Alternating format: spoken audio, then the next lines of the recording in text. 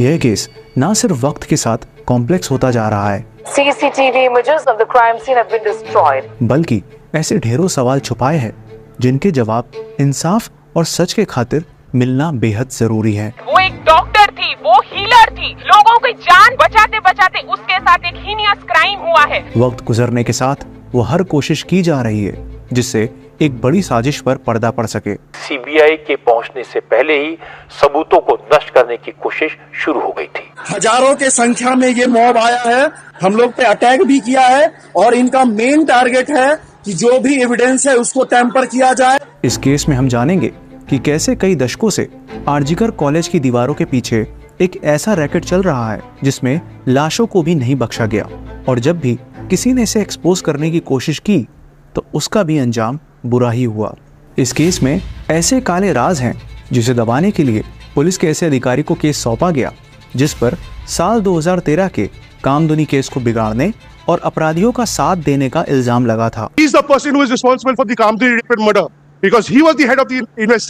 हमने पूरी कोशिश की है कि इस केस में न सिर्फ हर उस पहलू पर सवाल उठाए जाएं, बल्कि हर उस एंगल और हर उस डिटेल का बारीकी से एनालिसिस किया जाए जिसे मिटाने के लिए बड़ी बड़ी ताकत अपना पूरा जोर लगा रही हैं। पैर दोनों राइट एंगल में मिला गया। यकीन मानिए यह केस जितना दिख रहा है उससे भी कहीं ज्यादा उलझा हुआ है, क्योंकि इसके तार आरजीकर कॉलेज के इतिहास के काले पन्नों से जुड़ते हैं।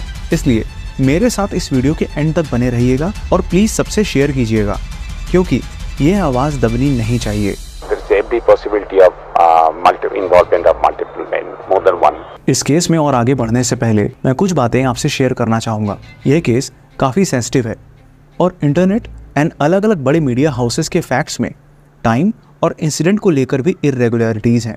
इसलिए हमारी पूरी कोशिश रही है कि जो भी फैक्ट्स इस डॉक्यूमेंट्री में मेंशन किए गए हैं वो hospital staff, college students and local media personal से वेरीफाइड हो, and for the safety and privacy उनकी आइडेंटिटी डिस्क्लोज नहीं की गई है। उन सभी लोगों का भी शुक्रिया जो भी सच को बाहर लाने के लिए इस केस के इनपुट और इनसाइडर न्यूज़ मुझ तक लेकर आए हैं।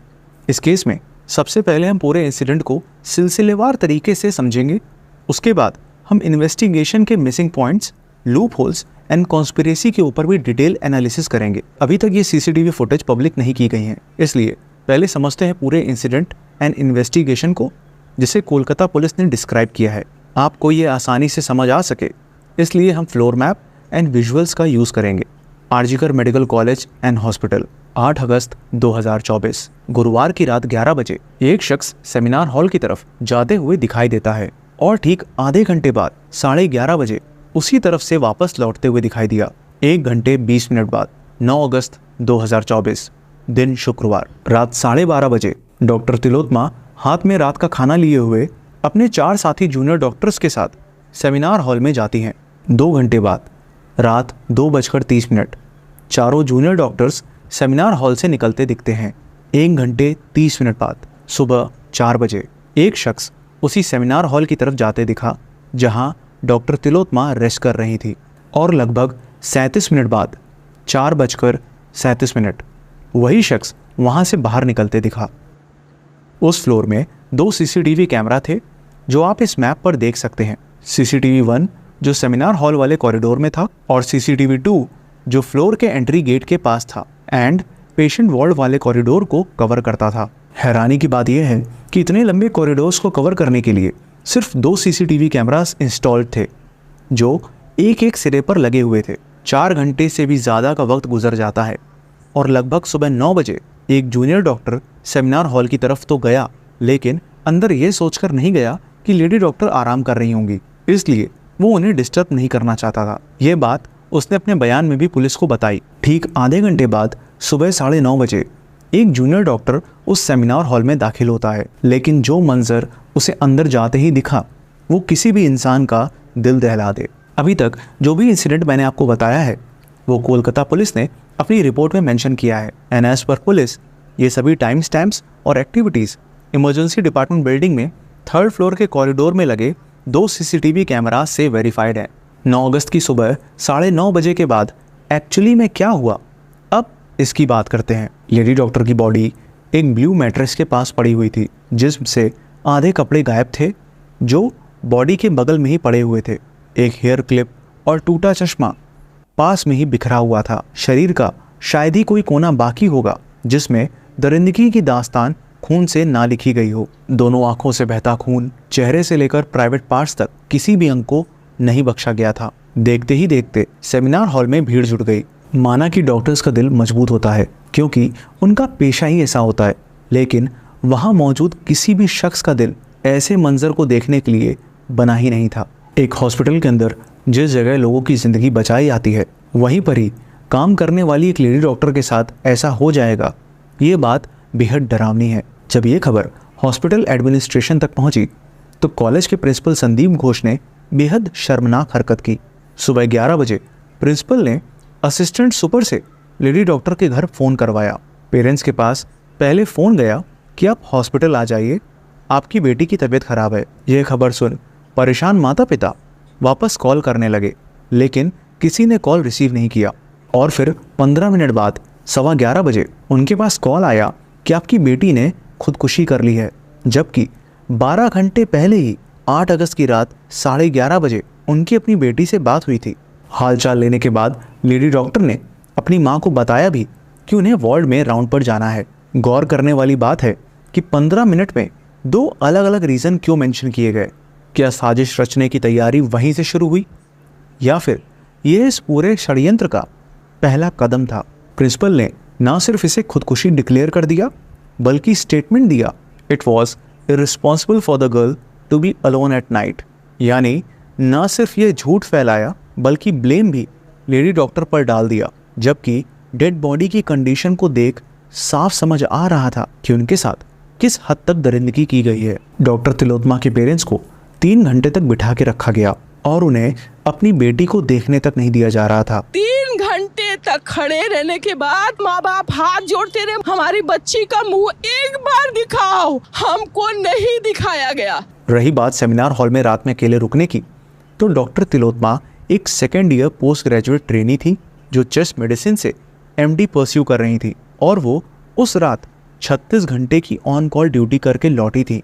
इतनी लंबी ड्यूटी करने के बाद रेस्ट करने के लिए वो उस रात सेमिनार हॉल में सोने के लिए गई थी, क्योंकि इतने बड़े हॉस्पिटल में ना वहाँ डॉक्टर्स एंड नर्सेस के लिए कोई चेंजिंग रूम है और ना ही कोई रेस्ट रूम।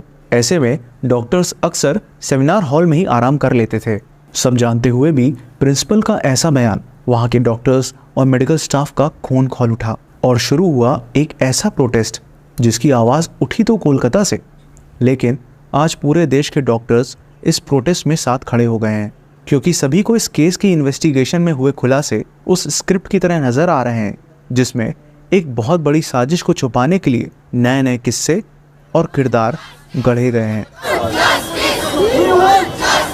सबसे पहला ब्लंडर कहेंगे या फिर प्लान, उस क्राइम सीन को हॉस्पिटल एडमिनिस्ट्रेशन ने सील नहीं किया, जबकि पहला स्टेप होता है क्राइम सीन को सील कर वहाँ पुलिस के आने तक लोगों के आने जाने को रोकना, ताकि क्राइम सीन पल्यूट ना हो सके और वहाँ मौजूद एविडेंसेस के साथ टेम्परिंग ना हो पाए। कुछ ही देर में क्राइम सीन पर पहुंची पुलिस की एक टीम ने सबसे पहले CCTV फुटेजेस के बेसिस पर सस्पेक्ट लिस्ट तैयार की। वहीं दूसरी टीम क्राइम सीन पर मौजूद एविडेंसेस को कलेक्ट करने लगी। वहाँ पर उन्हें लेडी डॉक्टर का फ़ोन और लैपटॉप भी पड़ा मिला। साथ ही एक बहुत अहम एविडेंस पुलिस के हाथ लगा, एक ब्लूटूथ नेक बैंड। एज पर रिपोर्ट्स पुलिस ने जब दोबारा फुटेजेस को क्रॉस चेक किया तो उन्हें देर रात उस फ्लोर के कॉरिडोर पर कुछ लोग दिखे जो मोस्टली जूनियर डॉक्टर्स और हॉस्पिटल स्टाफ के थे। तभी उनकी नज़र एक शख्स पर पड़ी जो सुबह 4 बजे सेमिनार हॉल में जाते हुए दिखाई दिया। उस वक्त उसके गले में वो नेक बैंड पड़ा हुआ था, लेकिन 4:37 पर जब वो हॉल से बाहर निकला तो वो नेक बैंड गायब था। इन्वेस्टिगेशन में पता चला कि यह आदमी हॉस्पिटल स्टाफ से जुड़ा नहीं है। ऐसा सामने आया कि फिर पुलिस ने अपनी सस्पेक्ट लिस्ट के 5-6 लोगों से पूछताछ की और सभी के फ़ोन जब्त कर उस नेक बैंड के ब्लूटूथ से कनेक्ट करने का ट्राई किया, और उनमें से एक फ़ोन से वो कनेक्ट हो गया। वो फ़ोन था संजय रॉय का। संजय रॉय ही वो शख्स था जो CCTV में सुबह 4 बजे सेमिनार हॉल में जाते दिखा था। अब समझिएगा केस को कैसे एक डायरेक्शन में मोड़ा गया।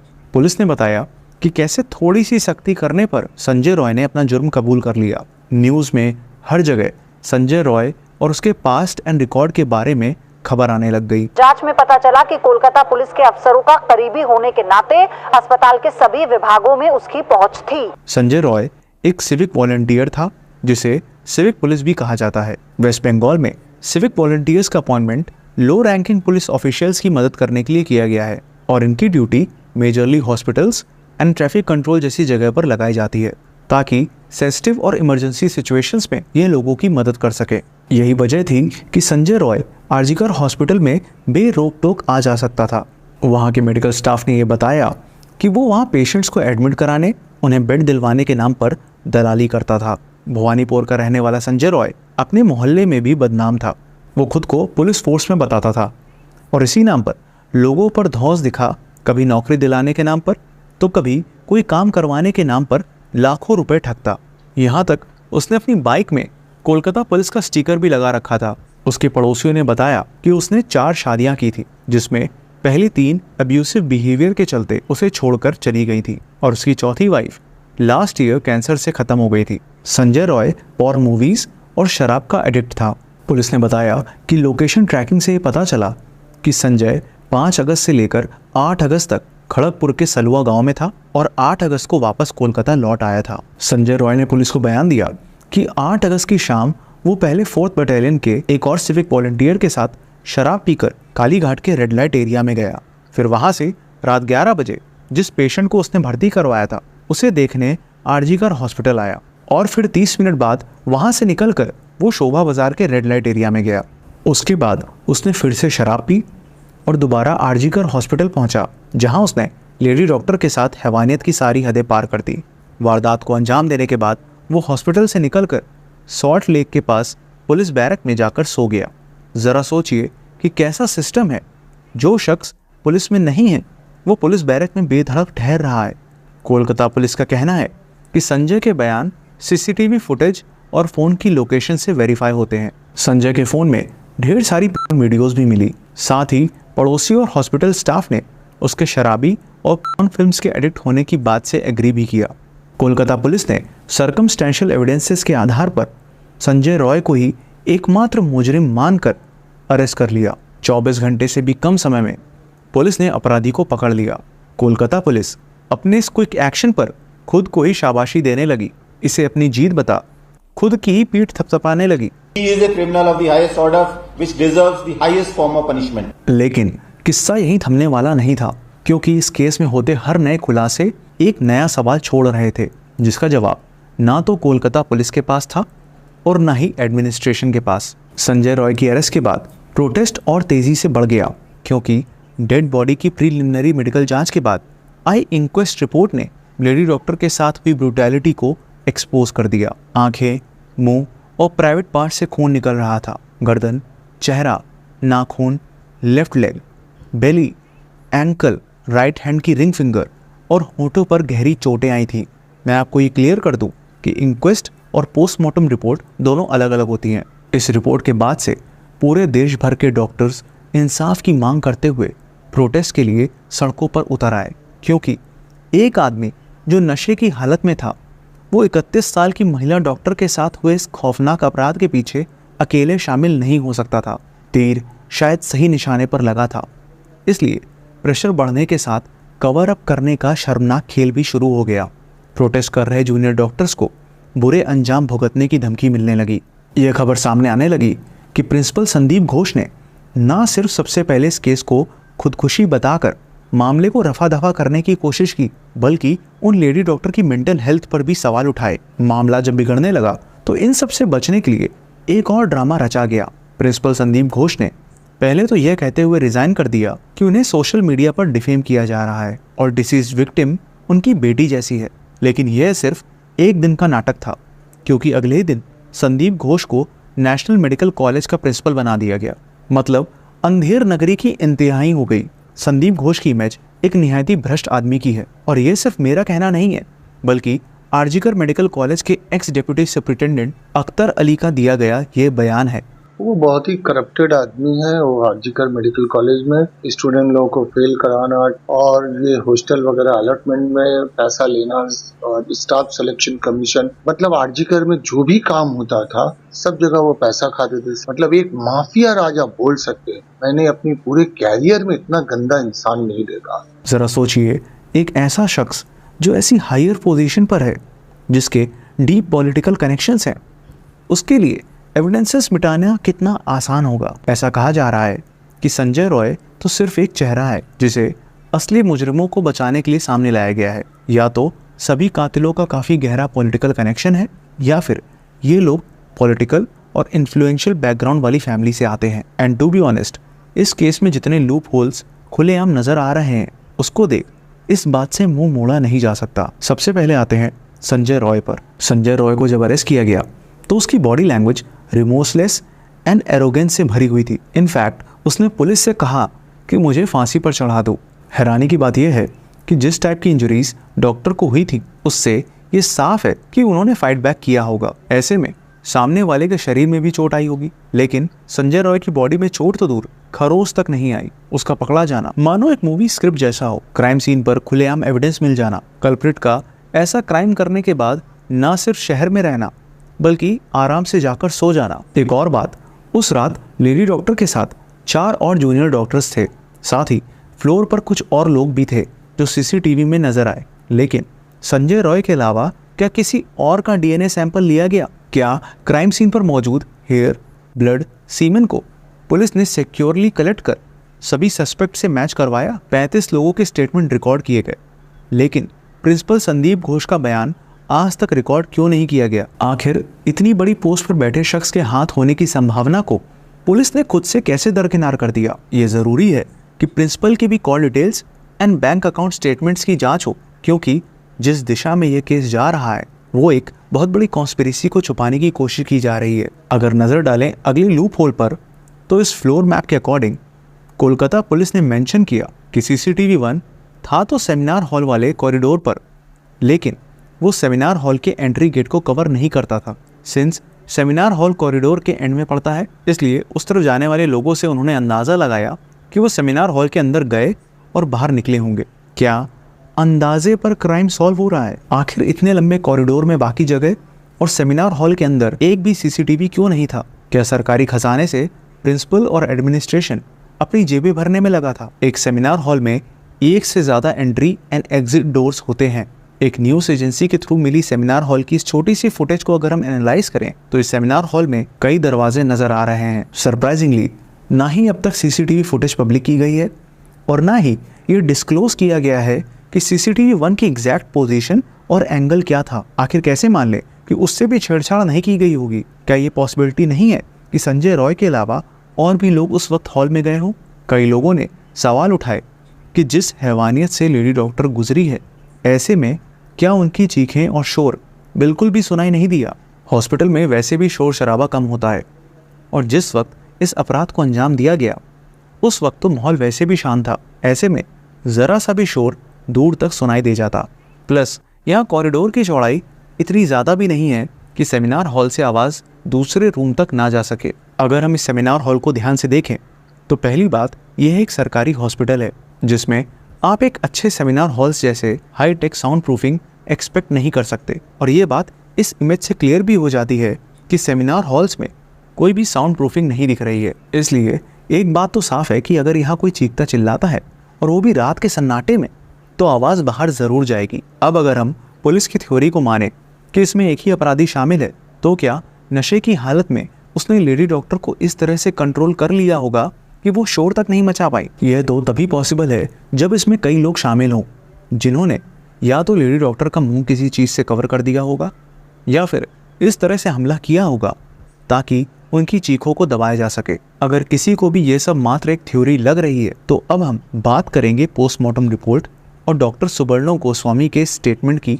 जिन्होंने पोस्टमार्टम रिपोर्ट को पढ़ने के बाद ये साफ कह दिया कि इस अपराध के पीछे एक से ज्यादा लोगों का हाथ है। The amount of fluid they collected from inside her vagina, that was huge amount, and that much amount of semen may not be possible by sexual intercourse by one single man. So there is every possibility of involvement of multiple men, more than one man.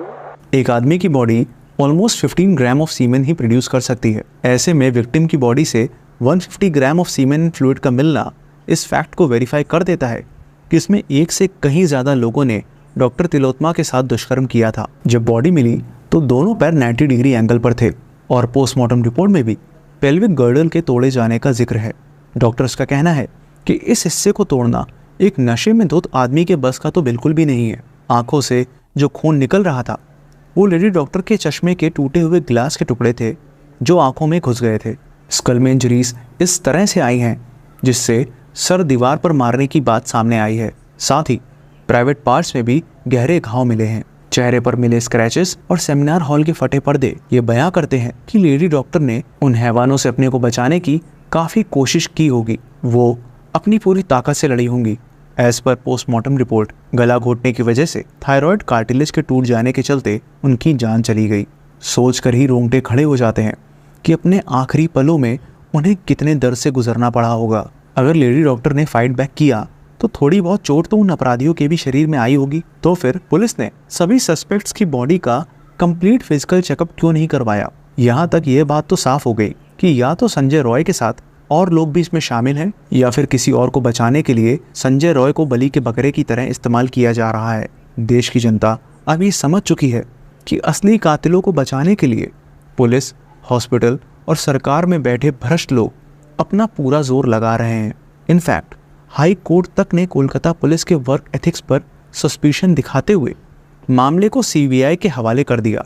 CBI के पास case पहुंचने पर हड़कंप much गया। अब ये आरोप लगाए जा रहे हैं कि सीबीआई के पहुंचने से पहले ही सबूतों को नष्ट करने की कोशिश शुरू हो गई थी। मैं हैरान हूं ये देखकर कि कैसे एक पूरा महकमा, पूरा सरकारी तंत्र इस साजिश को छुपाने के लिए खुलेआम नए नए हथकंडे अपनाने लगा है। सबसे पहले जिस सेमिनार हॉल में ये क्राइम हुआ उसी के सामने टॉयलेट और रेस्ट रूम में रेनोवेशन के नाम पर एविडेंस को मिटाने की कोशिश की गई। এই মুহূর্তে আমি দাঁড়িয়ে রয়েছি চেস্ট মেডিসিন বিভাগের যে সেমিনার রুম সেই সেমিনার রুমের সামনে। এখানে কলকাতা পুলিশের কর্মীরা মোতায়েন রয়েছে এবং যে প্লেস অফ অকারেন্স পিও তার সামনেই এখানে কনস্ট্রাকশনের কাজ চলছে এবং যখন আমরা রিপাবলিক বাংলা এসে পৌঁছই সেই সময় পুলিশ কর্মীরা তারা এখানে প্রশ্ন তোলেন যে আমরা কেন এখানে এবং বারবার যে প্রশ্নটা হচ্ছে একাধিক জায়গায় কিন্তু মেইনটেনেন্স কাজ।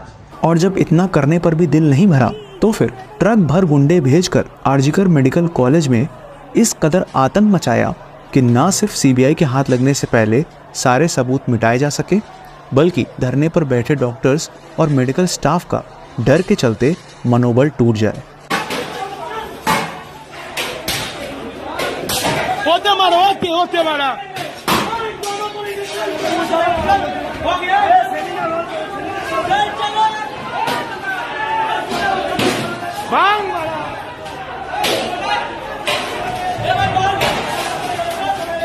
लोग यहाँ के रेसिडेंट्स डॉक्टर हैं। आप यहाँ का कंडीशन देख सकते हैं। हजारों के संख्या में ये मॉब आया है, हम लोग पे अटैक भी किया है और इनका मेन टारगेट है कि जो भी एविडेंस है उसको टेम्पर किया जाए। और यहाँ का जो लोकल पुलिस है ये कुछ भी कंट्रोल नहीं कर पाया है, हम लोग पे अटैक किया गया है और ये सारे मॉब की स्थिति आप देख सकते हैं क्या किया है इन्होंने। वी डिमांड सेंट्रल फोर्स आए और हमें प्रोटेक्शन दे। इस केस को शुरू से ही कवर अप करने की प्लानिंग का सबसे बड़ा हिस्सा था कोलकाता पुलिस कमिश्नर विनीत कुमार गोयल को यह केस सौंपना, क्योंकि विनीत कुमार गोयल पर 2013 के कामदुनी गैंग रेप केस में लापरवाही और कल्प्रिट से मिली भगत का आरोप है और यह इस केस की कोर्ट प्रोसीडिंग्स में मेंशन भी किया गया है। He is the person who is responsible for the Kamduni murder because he was the head of the investigation. He blotched it up completely. And the same thing he has done. Same modus operandi by this Vineet Goyal. But he needs to go. ना सिर्फ न्याय का दिन दहाड़े कत्ल हो रहा है बल्कि इसके कातिलों को शक्तिशाली पोजीशन पर बैठे आकाओं से शरण भी मिल रही है। अब मैं आपसे कुछ डिटेल्स, थ्योरीज और इनसाइडर न्यूज़ शेयर करने वाला हूँ जो कहीं ना कहीं दबी ज़बान से ही सही पर लोगों के बीच पहुँच रही है। और अगर इन थ्योरीज में ज़रा सी भी सच्चाई है तो यकीन मानिए इस केस में जो जैसा दिख रहा है सच्चाई उससे कहीं ज़्यादा बदतर है, क्योंकि शायद इसके तार आरजीकर कॉलेज के इतिहास के काले पन्नों से जुड़ते हैं। कई लोगों का कहना है कि कॉलेज में सेक्स और ड्रग्स का रैकेट चलता है और इस नेक्सस में 2 इंटर्न्स के साथ प्रिंसिपल डॉक्टर संदीप घोष भी हेविली इन्वॉल्व है। जब लेडी डॉक्टर को इसके बारे में पता चला तो उन्होंने इसके खिलाफ आवाज़ उठाई और प्रिंसिपल एंड HOD को भी इन्फॉर्म किया। जब किसी ने नहीं सुना तो उन्होंने सोशल मीडिया पर एक्सपोज करने की वार्निंग भी दी, लेकिन उन्हें धमकाने के लिए सबसे पहले उनकी स्कूटी को तोड़ा गया और फिर उस रात एक प्लान टॉर्चर की साजिश रची गई, जिसके बारे में प्रिंसिपल को पहले से ही पता था, लेकिन यह अंदाज़ा नहीं था कि बात इतनी आगे तक बढ़ जाएगी। अब आपके सामने एक व्हाट्सएप ग्रुप में हुई चैट का स्क्रीनशॉट है जिसमें इस कॉन्स्पिरेसी को लेकर बात हो रही है और इसमें 2 हाउस स्टाफ और एक इंटर्न की बात हो रही है जो यह रैकेट चेस डिपार्टमेंट में चला रहे हैं। आरजीकर कॉलेज का इतिहास रात के अंधेरे से भी ज़्यादा गहरा है। 1999, 2001, 2003, 2006, 2012, 2015 जब भी किसी स्टूडेंट ने कॉलेज में चल रहे sex and video tape racket को एक्सपोज करने की कोशिश की तो उन्हें हमेशा के लिए चुप करा दिया गया और उनकी मौत को बड़ी सफाई से खुदकुशी का नाम दे दिया गया। उन्हीं इतिहास के पन्नों से एक केस है सौमित्रा बिस्वास का। टाइम्स ऑफ इंडिया में छपी इस न्यूज़ को देखिए जो साल 2001 के इस केस से जुड़ी है और यह बेहद शॉकिंग है। According to this, RG Kar medical college में पोर्नोग्राफी और प्रोस्टिट्यूशन का रैकेट चलता था। पॉर्न फिल्म्स का शूट मेनली वीकेंड्स में होता था, जिसमें सेक्स वर्कर्स को आरजीकर मेडिकल कॉलेज के ललित मेमोरियल बॉयज़ हॉस्टल में बुलाया जाता था और जब कभी प्रोस्टिट्यूट का इंतज़ाम नहीं हो पाता था तो हॉस्पिटल में डाइसेक्शन के लिए आई डेड बॉडीज़ का इस्तेमाल किया जाता था। कॉलेज में सभी को इस बारे में पता था, लेकिन सिर्फ सौमित्रा बिस्वास ने इसके खिलाफ आवाज़ उठाने की हिम्मत की। नतीजा कुछ वैसा ही हुआ जैसा आज हम देख रहे हैं। 25 अगस्त 2001 को सौमित्रा अपने रूम में डेड पाए गए और पुलिस ने बड़ी सफाई से इसे खुदकुशी बता मामले को ठंडे बस्ते में डाल दिया। आज इस केस को 23 साल बीत चुके हैं और सौमित्रा की मां सविता अभी भी इंसाफ की उम्मीद लगाए बैठी है। मधुसूदन साव 1999, सौमित्रा बिस्वास अगस्त 2001, अरिजीत दत्ता और परवीन गुप्ता फरवरी 2003। ये सभी केस आरजीकर कॉलेज से जुड़े हैं। एक्चुअली में ये कॉलेज नहीं, षड्यंत्र का पूरा माया जाल है। सवाल ये आता है कि क्या 23 साल से भी ज़्यादा वक्त से ये रैकेट कॉलेज में चल रहा है? इस आर्टिकल का लिंक मैंने डिस्क्रिप्शन में भी दे दिया है, जिसे आपको पूरा केस समझ आ जाएगा। ये सवाल मेरा सिलेक्टिव वोक लोगों से है कि डॉक्टर तिलोत्मा कोई छोटे कपड़ों में नहीं थी, वो तो वाइट कोट में थी। सुनसान सड़कों पर नहीं बल्कि अपनी वर्क प्लेस पर थी। वो कोई पार्टी करके नहीं लौट रही थी, बल्कि 36 घंटे की ड्यूटी करके वापस आई थी। कहाँ गए वो शोर मचाने वाले लोग जो बेवजह बातों को मुद्दा बनाते हैं, लेकिन जब सच में आवाज़ उठानी होती है तो उनकी जुबान तक नहीं हिलती। किसी ने सही कहा है कि बेटी बचाओ बेटी पढ़ाओ नारे में बेटी पढ़ तो रही है लेकिन बच नहीं रही है। अनफॉर्चुनेटली मुझे बंगाली जैसी स्वीट लैंग्वेज नहीं आती है, इसलिए मैं धन्यवाद देना चाहूँगा त्रिना बसु जी का। त्रिना जी हमारे चैनल की अर्ली फॉलोअर एंड सपोर्टर में से एक हैं और उन्होंने बंगाली लैंग्वेज में प्रेजेंट सोर्सेस एंड रिसर्च को हिंदी में ट्रांसलेट करने में हमारी हेल्प की है।